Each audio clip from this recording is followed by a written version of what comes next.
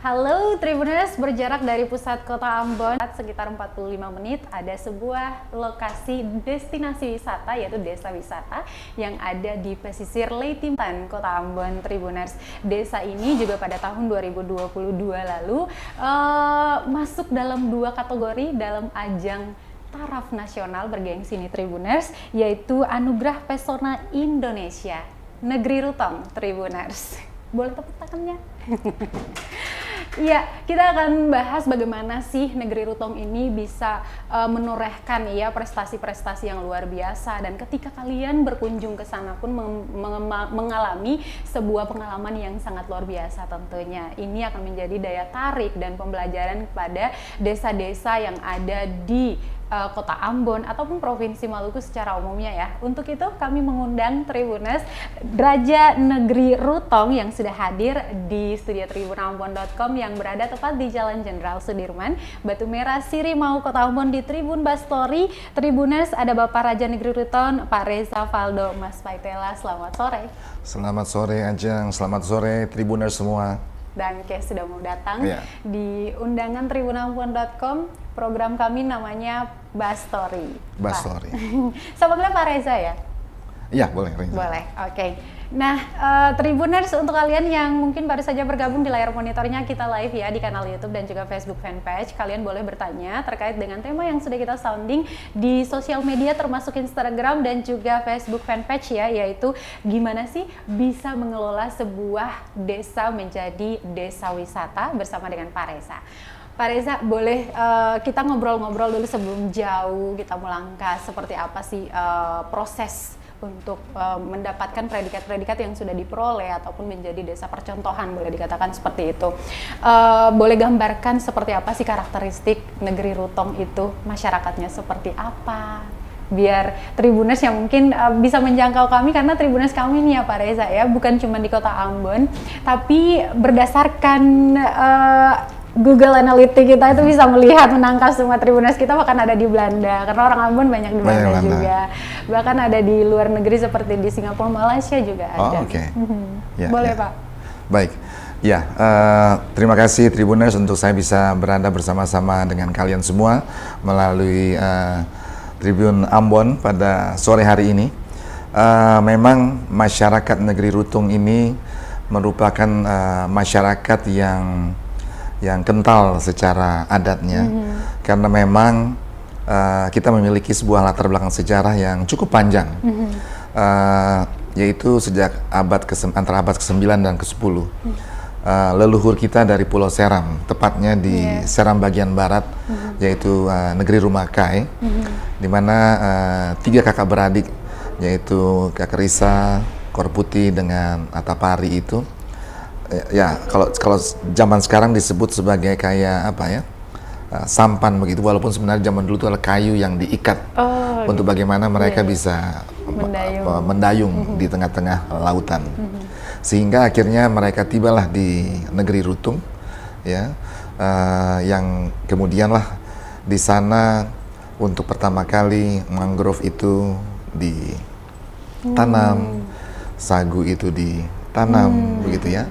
Dan dari sana juga ketiga kakak beradik ini akhirnya berubah dari yang Kakak Risa itu menjadi Mas Paitela, yang Korputi menjadi Talahatu, dan Atapari menjadi Telepari. Nah, sehingga oleh sebab itu di dalam kehidupan antara dua negeri ini sampai dengan hari ini, setiap 5 tahun kita akan merayakan namanya Panas Gandong. Jadi napak tilas daripada sejarah kita di beberapa abad yang lalu itu, kita bisa terus peringati sebagai bagian daripada keberadaan kami sebagai satu negeri di Pulau Ambon ini. Dan itulah yang merupakan sebuah awal daripada kehidupan masyarakat Negeri Rutong pada zaman itu sampai dengan hari ini. dan memang kehidupan di dalam adat istiadat ini terus berjalan sampai dengan hari ini, dan bahkan juga sistem pemerintahan kita sebagai pemerintahan adat juga tetap berjalan. Jadi beta sebagai pemimpin pemerintahan adat, sebagai seorang raja dibantu oleh 4 kepala soa dan kemudian struktur-struktur di bawahnya. Dan yang sampai hari ini pun juga di dalam koordinasi lintas kelembagaan, kita masih mempraktekkan kegiatan 3 tungku. Jadi antara pemerintah negeri, antara gereja, karena kebetulan adalah negeri yang memiliki latar belakang iman dari Kristiani, dan juga dari dewan guru dari sekolah. Nah, setiap bulan itu kita bertemu untuk mensinkronisasi perencanaan atau hal-hal apa di tengah-tengah masyarakat yang perlu kita diskusikan. Nah, itu kita jadikan sebagai tumpuan untuk bagaimana menjadi agenda kita bersama untuk kita terapkan di dalam fungsi-fungsi pembinaan iman, fungsi-fungsi pendidikan, dan tata kelola pemerintahan. Ini menarik, Pak. Ya. Sejak masyarakat Rutong yang tadinya dari Pulau Seram, kemudian ada di Pulau Ambon ini, dan adat yang masih dijaga hingga saat ini, salah satunya itu diperlihatkan dengan panas pela setiap 5 tahun sekali. Yang menarik tadi itu, ada 3 pilar terkuat di negeri atau desa Rutong ini yang bisa menguatkan kekokohan negeri atau desa Rutong ini sendiri. Luar biasa. Ini juga menjadi kalau di negeri-negeri atau desa-desa lain yang bisa kami lihat itu sebagai penopang begitu ya. Kalaupun ada sesuatu yang amit-amit tidak diinginkan, pertikaian misalnya, ketiga ini bisa menjadi selain bisa menjadi pilar, bisa menjadi sombar begitu. Betul. Untuk anak-anak muda terutama. Betul. Ya. Betul. Baik, luar biasa. Kalau yang kita lihat ya, perjalanan beberapa tahun belakangan yang saya rasa bahwa kesadaran masyarakat di negeri Rutong ini terhadap peningkatan sektor pariwisata itu luar biasa sekali. Terlihat dengan beberapa penghargaan seperti di API misalnya di tahun 2022 kemarin, dan kami mendengar juga sudah siap untuk memacu nih di 2023. Seperti itu. Bagaimana Pak Reza ya bisa memberdayakan masyarakat ini untuk hayu kita bikin desa ini menjadi sebuah desa wisata. Pertama mungkin sebelum menjawab pertanyaan itu, konsep yang ingin dibangun untuk sektor ini itu apa? Untuk sektor pariwisatanya? Yes.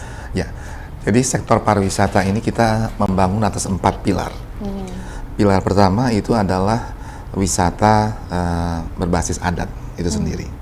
Jadi heritage daripada sejarah kita itu menjadi bagian daripada apa yang kita promosikan untuk kita jual. Yang kedua adalah dalam konsep ekowisata. Nah, karena kita memiliki laut dan juga gunung, gitu ya. Dan kemudian karena prinsip pembangunan negeri Rutong ini didasarkan oleh bukan saja pembangunan yang berkelanjutan, tapi tahun ini di dalam program percepatan pembangunan negeri, konsep pembangunan berkelanjutan yang kita sebut dengan Rutong Biru dan Rutong Hijau. Nah, Rutong Birunya itu adalah terkait dengan pengembangan wilayah pesisir dan kelautan, di mana kita mengintegrasikan antara pengembangan perikanan tangkap, pengelolaan industri perikanannya, kemudian dengan konservasi laut kita, karena itu dengan kita banyak sekali mangrove di sana, otomatis juga menjadi tempat untuk bibit-bibit ikan samandar itu bertelur jutaan. Nah, ini yang kita perlu konservasi, bukan saja mangrove-nya, tapi juga wilayah laut kita ini, jangan sampai akhirnya mereka tidak datang lagi ke sana. Konservasi ini apakah turut menerapkan salah satu budaya kita yang dibilang sasi? Yes, dan itu sedang berjalan. Nanti saya bicara tentang sasinya itu juga. Kita sedang ada sasi laut sekarang yang kita akan buka. Saat ini ya? Ya, kita akan buka bulan Maret. Jadi mungkin bisa undang Ajeng sekali lagi. Samandar ada. Udah bisa dilihat beberapa gedenya. Jadi kita sasi lobster, lola dan taripang. Jadi bisa bakar apa namanya lobster di sana di pesisir pantai. Luar biasa. Nah, jadi kemudian dari sisi ekowisata lautnya ya, kemudian dari sisi di pegunungannya itu mengkombinasikan antara pertanian, perkebunan, dan peternakan, konservasi hutan, dan ekowisata. Menjadi keterpaduan, nah kita sebut dengan agroforestry atau rutung hijaunya. Nah, karena segala sesuatunya itu berbasis keberlanjutan, maka pariwisata kita pun juga kita kaitkan dengan ekowisata tadi. Jadi di pegunungan bagaimana turis-turis itu bisa hidup bersama dengan alam. Tanpa kita merusak alam, tapi dia menjadi bagian daripada alam itu. Luar biasa. Ya. Baik. Nah, yang ketiga adalah ekowisata pendidikan.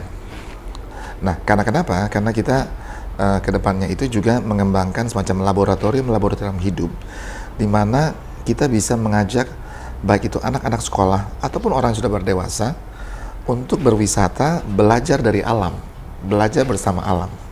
Jadi, misalnya banyak orang tidak tahu bagaimana patah cengkeh. Iya.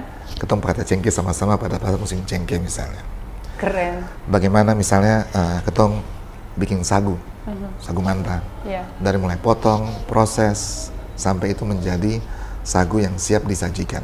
Bahkan sampai karena ketong sudah kembangkan kepada mie sagu, rutung ini, sampai orang juga bisa belajar bikin mie sagunya, sampai menjadi makanan sagunya. Saya sudah coba. Oh gitu ya? Iya, Pak. Oh.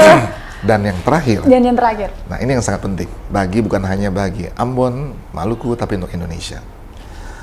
Karena kita memiliki latar belakang sejarah, budaya. Kita tahu bahwa Maluku ini punya peran besar dan sejarah besar terkait dengan rempah-rempah kita.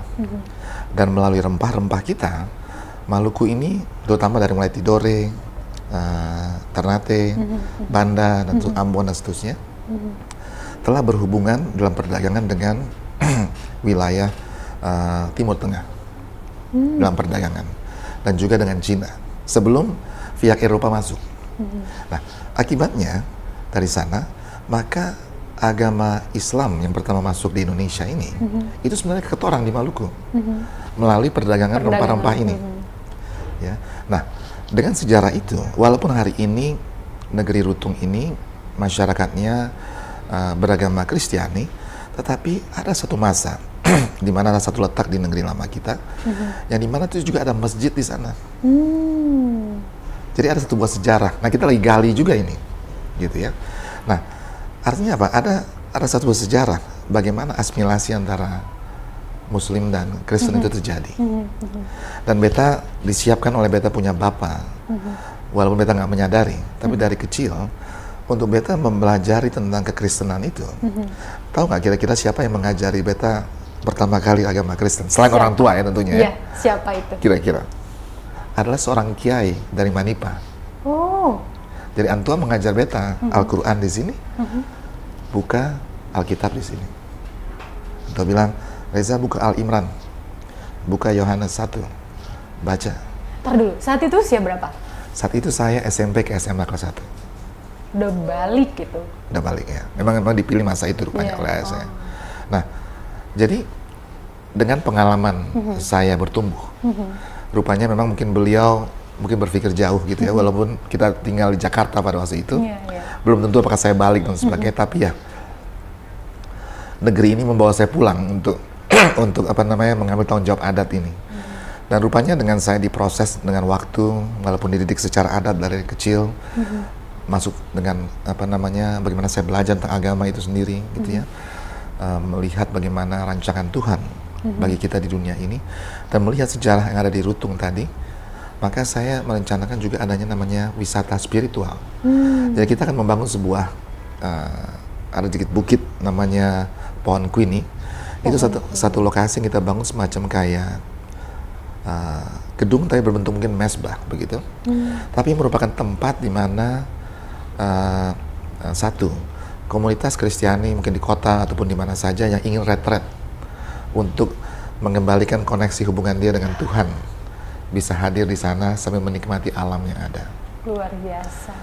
Ya kadang-kadang kita kan mungkin sebagai apalagi generasi muda ataupun siapa saja,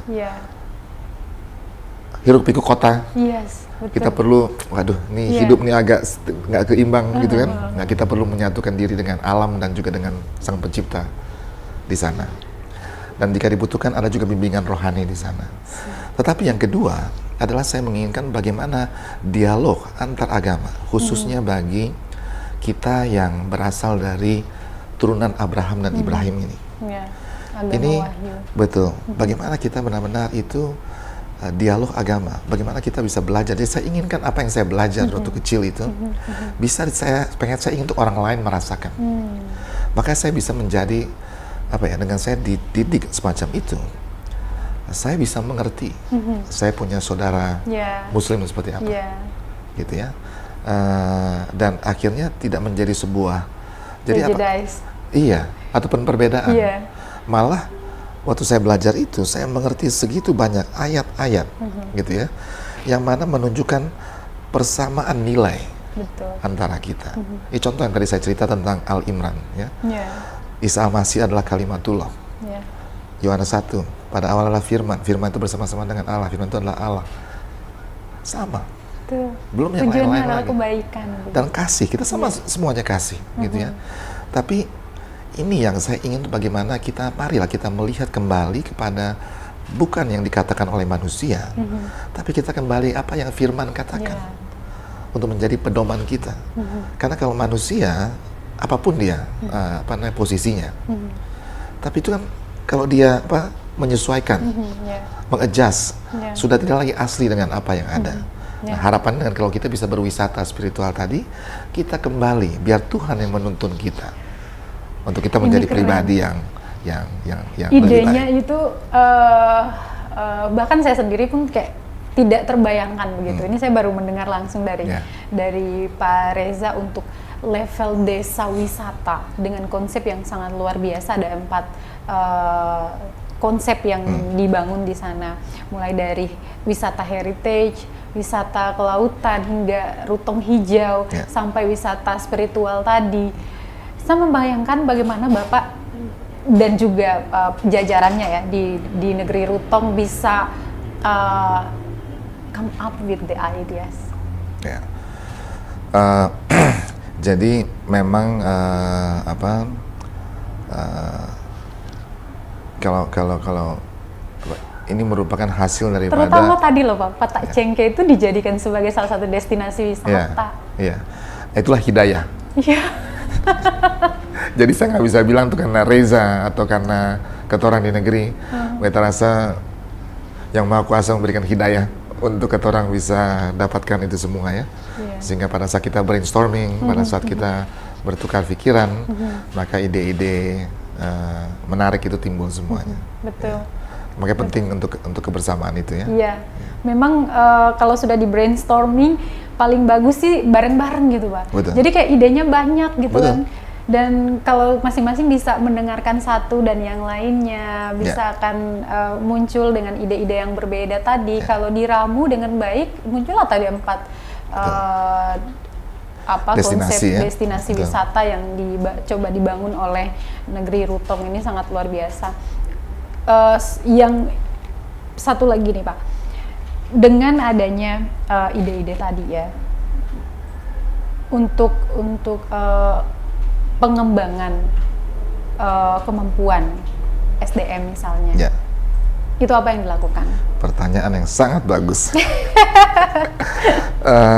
Oleh sebab itu Ajeng, memang titik sentralisasi daripada program 5 tahun saya di Rutong ini, itu titik sentralnya adalah sumber daya manusia. Betul. Dan kita bahkan telah mendirikan sebuah lembaga pengembangan sumber daya manusia negeri yang tidak hanya didukung oleh para profesional, tapi juga diaspora Rutong yang ada di Ambon, untuk bagaimana bisa berpartisipasi membantu kita di Rutong. Dan ini memang merupakan hal yang utamanya, sentralnya. Mengapa? Karena ini membutuhkan perubahan mindset, cara pikir. Itu dia. Ya, dan itu tidak hanya bisa dilaksanakan dengan bagaimana kita mendidik, bagaimana kita melatih, bagaimana kita membina, gitu. Nah, jadi hari ini kita coba mengelompokkan masyarakat untuk kita membina masyarakatnya itu dalam beberapa kelompok. Jadi anak 7 sampai dengan 17 tahun di dalam konteks forum anak itu adalah pembinaan awal. Pembinaan level kedua kita sebut dengan generasi milenial. Jadi katakanlah 18-19 tahun sampai dengan 30 tahun. 30-an. Oke. Kita sebut dengan rutung change maker. Harapannya ini akan menjadi agen perubahan kita. Anak muda, Iya. ide banyak, Dengan gitu kan? ide-idenya. Kekuatan, semangatnya Iya. untuk bisa membawa perubahan. Iya.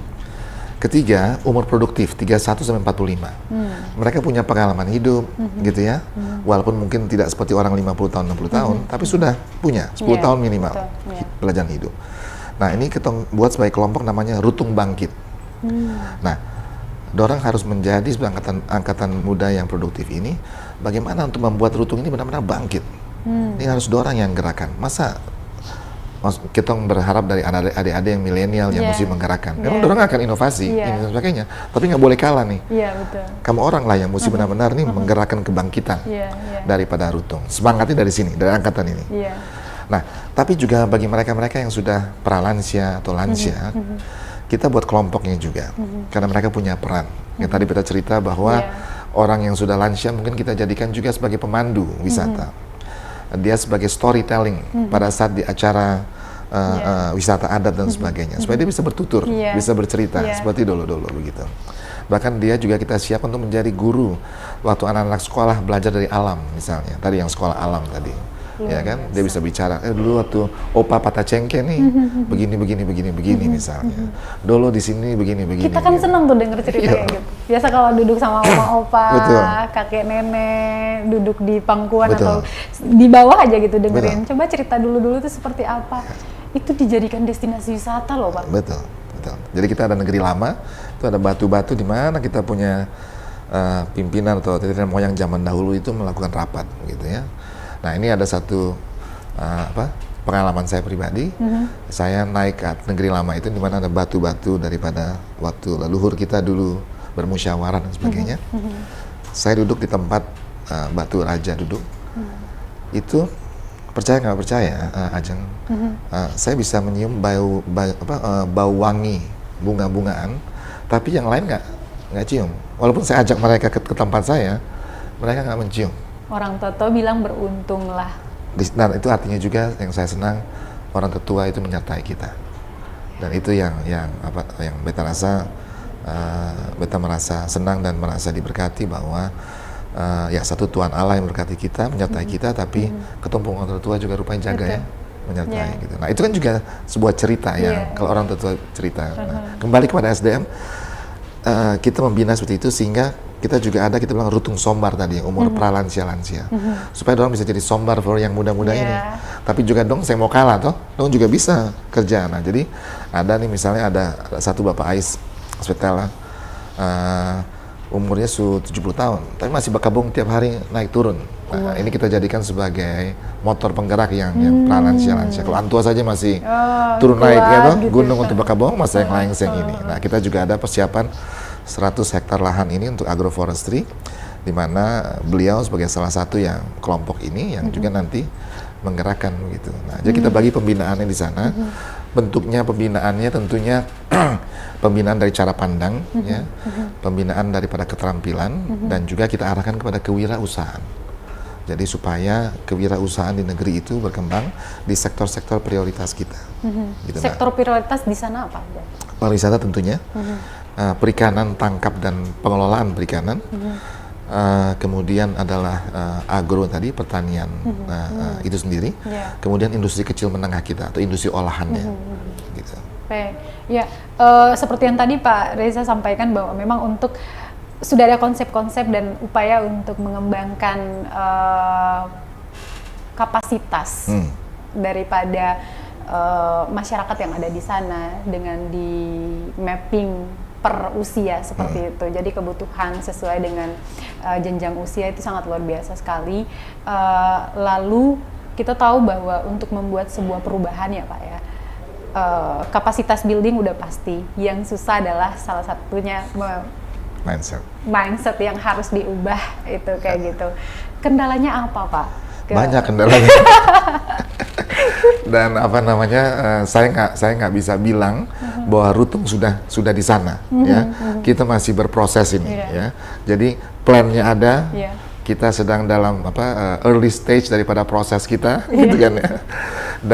Dan yang memang apa namanya seperti tadi apa Ajeng katakan, proses of change ini nggak mudah. Ya, Dan oleh sebab itu makanya di tahun ini pun untuk kita bisa membantu supaya masyarakat bisa punya pengertian yang tepat, kita akhirnya juga ada satu orang yang bertanggung jawab sekarang untuk bagaimana mengatur komunikasi publik kita.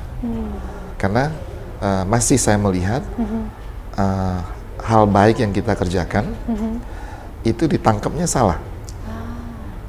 Itu masih disconnect ini. Iya. Gitu Untuk ya. beberapa Ya, ya. kelompok Nah, kelompok ya. Dan akhirnya kan bisa jadi hoax itu. Iya, ya. Ya kan? Nah, jadi hal-hal itu kita masih lihat. Tapi ya kita nggak bisa menyalahkan masyarakat. Betul. Ya. Oleh sebab itu kita perlu pembina. Iya. Nah, sehingga salah satu hal yang coba kami lakukan di tahun ini adalah bagaimana konsepsi komunikasi publik kita daripada pemerintahan negeri, pemerintahan adat bersama dengan perangkatnya ini, kita bisa lebih baik di dalam menjelaskan kepada masyarakat, lebih baik di dalam mengajak masyarakat untuk bisa berperan serta, gitu ya. Dan juga mungkin juga dari tahun ini nanti di tanggal pada saat kita di Hari Raja ini, itu memang ada satu pesan yang beta akan sampaikan yang memang salah satunya untuk mengajak peran serta. Tapi juga kita nanti akan mengajak peran apa nih yang Anda bisa terlibat, begitu. Jadi kita ingin mengubah cara bagaimana masyarakat kita dari hanya komplain kalau sesuatu itu tidak baik atau sesuatu mungkin dia salah mengerti, tapi saya sedang mengajarkan mereka untuk datang dengan solusi. Ya, problem is good. Kamu identifikasi problemnya apa, tapi dengan datang dengan solusi, kemudian menjadi bagian daripada pemecah solusi tadi. Karena kalau bicara kurang ya apa saja nggak ada yang sempurna kan, dan kita masih jauh dari sempurna. Saya harus akui itu. Tapi proses-proses inilah yang sekarang Ajeng yang kita sedang lalui, dan tahun ini adalah tahun juga di mana dari pembelajaran apa yang kita lakukan, apa yang mungkin secara konsep, secara program dia bagus, mungkin dia juga programnya berjalan, tapi mungkin masyarakat masih merasa impact secara langsungnya mungkin belum terasa begitu. Gitu kan ya. Nah, mungkin bukan terasa kepada mereka semuanya, tapi karena mungkin masih skopnya masih kecil, masih skop tertentu saja, karena memang orang-orang ini yang terlibat, gitu kan. Jadi dia bisa rasakan. Nah, jadi artinya bagaimana kita memperluas sekarang peran, tapi kita juga memperluas dampaknya, sehingga trickling effect itu bisa juga turun ke semua. Dan di tahun ini mulai juga nanti di bulan Maret ini kita membentuk sebuah kelembagaan tentang swadaya masyarakat, supaya program-program baik itu program pembangunan, proyek, termasuk program-program pengembangan sumber daya manusia, ataupun program-program yang terkait dengan pembinaan masyarakat, baik itu keterampilan, olahraga, seni budaya, teknologi dan sebagainya, itu bisa dilaksanakan melalui pembinaan melalui kelompok-kelompok tertentu. Jadi sebagai contoh, yang kita siapkan para tukang-tukang disiapkan supaya program-program itu dikerjakan dalam bentuk swakelola. Selama saya duduk ini kita semua swakelola, jadi nggak ada kita berikan kepada kontraktor untuk mengerjakan, tidak. Tapi yang mengerjakan adalah swakelola masyarakat yang tergabung. Secara tidak langsung kan masyarakat turut diberdayakan dari segala sumber begitu ya. Tujuannya itu. Nah, tapi sedangkan ini sudah berjalan, akhirnya saya melihat ini pun harus disempurnakan. Maka disempurnakan kita perlu buat wadahnya supaya bisa dikelola dengan baik, karena nggak bisa semua itu kan pemerintahan yang ngurus. Betul. Mungkin pemerintahan otaknya, strateginya berpikir, implementasinya ada di kelembagaan lain. Jadi kelembagaan keswadayaan ini supaya bisa membina kelompok, misalnya tadi kelompok tukang tadi, dan kemudian bagaimana keterampilan keahlian mereka ditingkatkan. Kita nanti akan kerjasama dengan balai atau PUPR untuk sertifikasi. Jadi bahwa dia punya keahlian untuk pasang keramik atau bikin apa dan sebagainya. Jadi kalau mengerjakan sesuatu itu, misalnya satu saat proyek program di negeri mungkin sudah agak turun, mungkin dia bisa kerjakan mungkin di luar negeri. Saya ngebayanginnya tuh seperti satu manajemen, sebetulnya kayak home production apa gitu. di tenaga-tenaga yang ada di dalam itu tuh siap pakai sesuai dengan kapasitas mereka jika ada sebuah event atau pengerjaan di negeri Rutong seperti itu ya. Dan contohnya yang kelompok sadar wisata ini dengan nanti kan kita menerima wali kota Vlissingen kan hari Minggu ini dan rombongan. Nah saya minta mereka oke, kamu sebagai kelompok sadar wisata dengan beberapa hal-hal yang mesti dikerjakan, tapi di dalam kegiatan ini kalian semua yang mengurusnya supaya dia mulai terbiasa menjadi IO. Subbagian tugasnya mereka jadi IO. Jadi nggak lagi bebannya kepada pemerintah.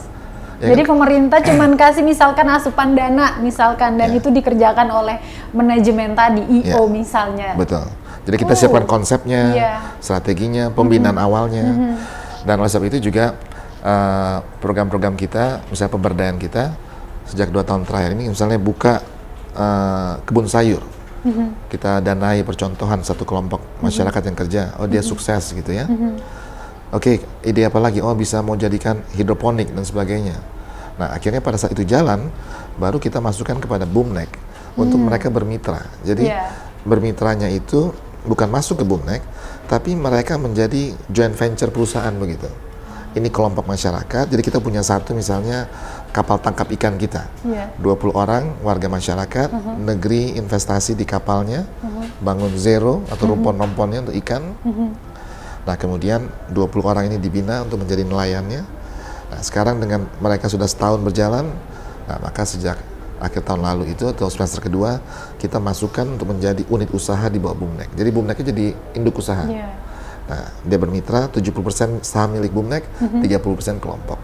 Nah hari ini mungkin nilainya cuma 1 M karena nilai kapal dan sebagainya. Tapi 5 tahun lagi unit usaha ini kan sudah bisa mungkin 5 M, 10 M atau berapa M. Nah akhirnya nilai sahamnya kan makin tinggi dan makin tinggi. Betul. Jadi nanti satu hari dia bisa lepas ke orang lain atau dia bisa kasih ke anaknya.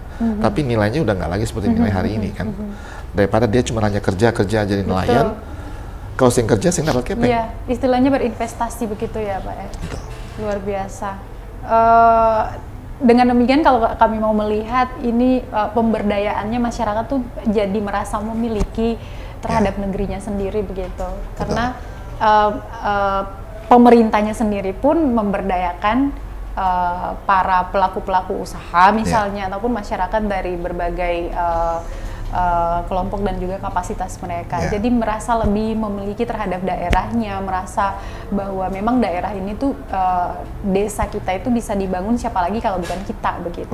Saya rasa bahwa apa yang sudah dicontohkan oleh negeri Rutong ini patut dan kudu musti. Makanya sebelum saya mulai talk show ini di sosial media saya sudah sounding ini para raja sama jajarannya perlu nonton ini karena banyak yang akan kita dengarkan, banyak yang akan kita pelajari.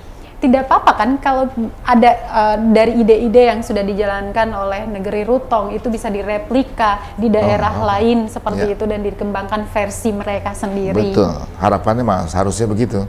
Kan ini kan bukan ide siapa-siapa, ini kan kita bilang hidayah atau hikmat yang dapat dari atas toh. Jadi itu kan artinya dari sana mesti bagi untuk semua.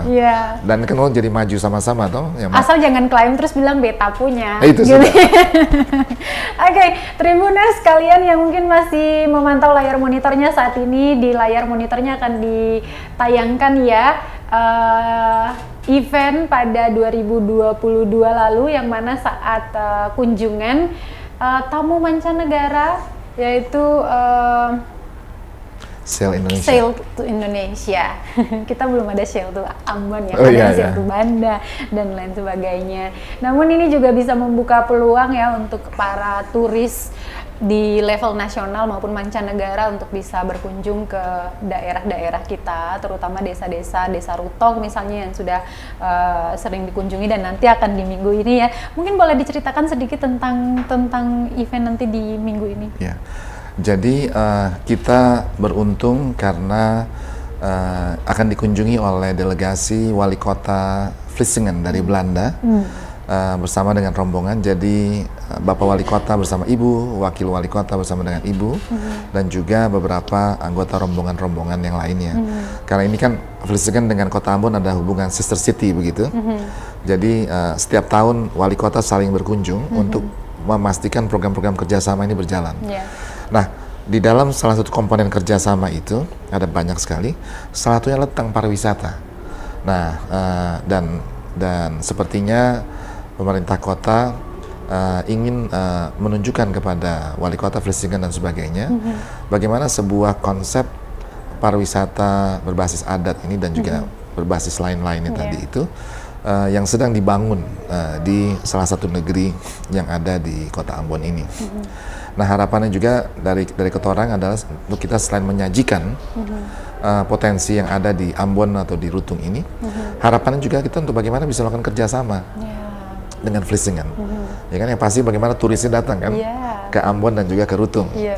Nah, ini yang juga harapan-harapannya nanti dengan mereka hadir, akhirnya mungkin pada saat kehadiran tadi bisa nanti ada dialog apa yang bisa kita kembangkan bersama, kita kerjasamakan gitu. Karena hari ini ada satu, kita sedang mempersiapkan pembukaan sebuah lokasi yang saya sebut dengan Rutung baru atau wilayah baru, 30 hektar lahan yang kita persiapkan, dan di situ akan digerakkan percepatannya dengan investasi dari luar, dan ini investasi datang dari Belanda.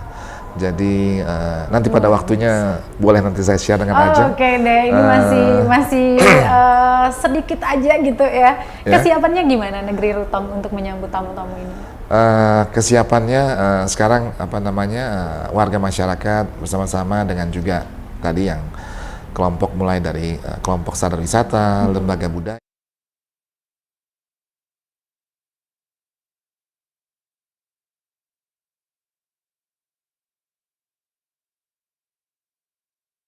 Sedang sibuk di pantai gitu ya, karena kebetulan kita juga sedang menata pantai kita, pesisir kita. Jadi ya ini juga sekalian memang sedang dalam proses semuanya, tapi kita ingin menunjukkan nanti kepada tamu kita bahwa ini pantai kita sedang dalam proses penataan dan pembangunan. Jadi nanti di lokasi pantai itu akan menjadi pusat negeri kita, pusat lokasi wisata, komersial, dan ruang publik bagi masyarakat ataupun pengunjung yang datang bersama keluarga bisa menikmati sebuah ruang publik di pantai lah gitu kira-kira. Baik, cool.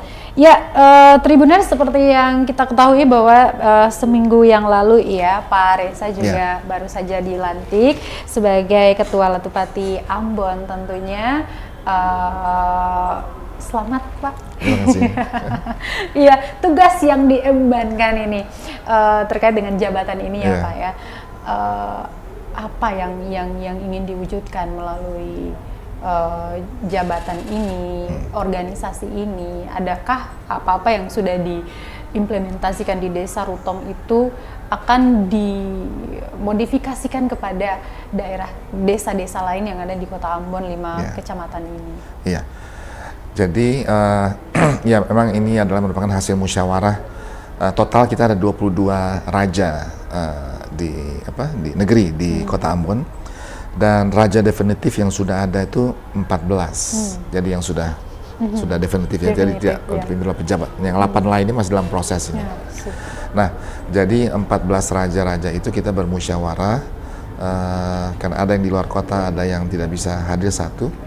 Jadi 12 itu bermusyawarah untuk menentukan masa waktu daripada Latupati sebelumnya yang telah selesai untuk akhirnya diganti. Nah, sehingga dari hasil musyawarah itu saya dimintakan untuk menjadi ketua daripada Latupati ini. Tentunya dibantu oleh sekretaris Inalatu atau raja dari EMA gitu ya, dan juga seluruh raja-raja yang ada di 14 negeri ini memiliki juga peran tanggung jawab.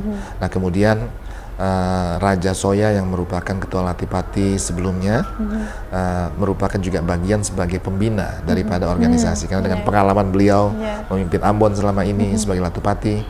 Nah, tentu kita perlu juga mendapatkan pembinaan lah, arahan. Selain juga pembina lain, terus ada wali kota, ketua DPRD, dan pimpinan seperti Kapolres dan juga Dandim ya, yang merupakan bagian daripada pemerintahan di sebuah kota begitu kira-kira.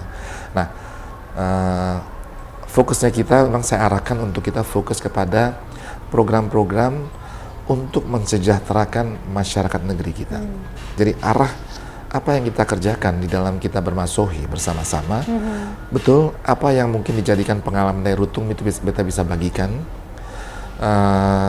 dan bisa kita kerjakan juga bersama-sama.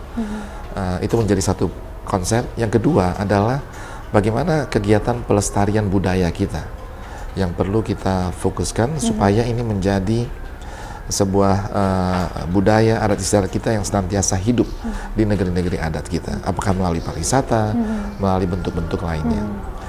Nah, kita sudah melaksanakan rencana kerja dan sekarang sudah ada beberapa program-program yang kita buat. Minimal kita fokus 3 program saja setiap fungsi. Jadi ada program ekonominya, program informasi dan teknologinya, program kesejahteraan masyarakat dan sebagainya. Nah, kita sudah ada setiap bidang itu ada 2-3 program yang kita fokuskan dalam jangka pendek dan juga nanti dalam jangka menengah. Dan kita ingin juga yang membuat bagaimana organisasi ini bisa berfungsi secara profesional dan menjadi mitra bagi pemerintah kota di dalam membangun kota Ambon. Jadi ranah kita sudah jelas karena kita adalah pemimpin adat, jadi memang kita bekerja bagi masyarakat, melestarikan adat, dan juga bagaimana kita bisa topang pemerintahan kota untuk bisa sukses di dalam program kemajuan daripada kota Ambon. Jadi nggak akan keluar dari sana. Itu udah saya pagerin tuh. Oke, semoga apa-apa yang sudah direncanakan ya bisa berjalan dengan lancar dan sesuai dengan tujuan yang diinginkan seperti itu. Ya, Tribuners, adakah pertanyaan di kolom komentar? Oke, ya, terasa ya 1 jam kita ngobrol. Oh ya, wow. Saya masih pengen ngobrol panjang gitu sama Pak Raja. Mungkin nanti kita di lain waktu ya Pak ya. Baik.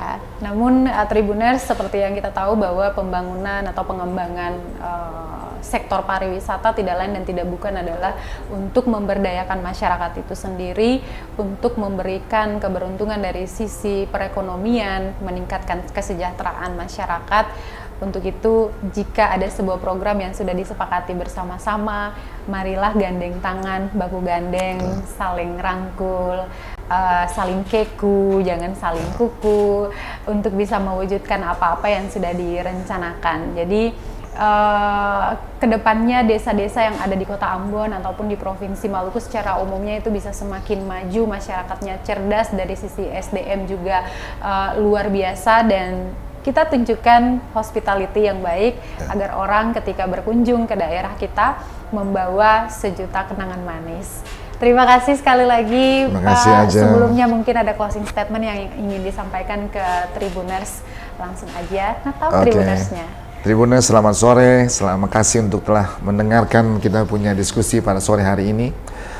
Mungkin saya ingin menyampaikan satu hal saja, bahwa kita sebagai anak-anak atau sebagai orang Ambon, orang Maluku, kita bisa, ya. Kata orang punya nenek moyang ini telah menunjukkan bagaimana kehebatan keluar biasaan Maluku ataupun Ambon selama ini, dan mari kita baku tongka, baku keku, ya, bermasohi bersama untuk kita orang bisa membangun ketemu negeri masing-masing, dimulai daripada apa hal yang kecil yang kita bisa lakukan sebagai pribadi, ya. Jadi kita nggak usah tunggu orang dulu, tapi mulailah kita lakukan dari kita masing-masing. Dan yang kedua, bagi saudara yang diaspora, anak-anak negeri yang dari Ambon atau dari Maluku yang ada di Jakarta ataupun di seluruh dunia ini, mari pikirkan, bantu dalam segala macam bentuk untuk bagaimana membangun Anda pun negeri masing-masing. Karena kalau orang kembali ke kampung, kembali ke negeri, bayangkan dampak yang bisa dihasilkan. Jadi mari kita masohi sama-sama, for kita punya Ambon dan Maluku yang lebih baik. Baik, Tribuners, sekali lagi dari Jalan Jenderal Sudirman, Batu Merah Sirimau, Kota Ambon, studio tribunambon.com, saya Ajeng Hatalia dan narasumber saya, Raja Negeri Ruton Pak Reza Mas Faitela. Terima kasih sudah menonton dan kita jumpa di Bas Story selanjutnya. Amato Pak. Amato. Terima kasih sudah nonton. Jangan lupa like, subscribe, dan share ya.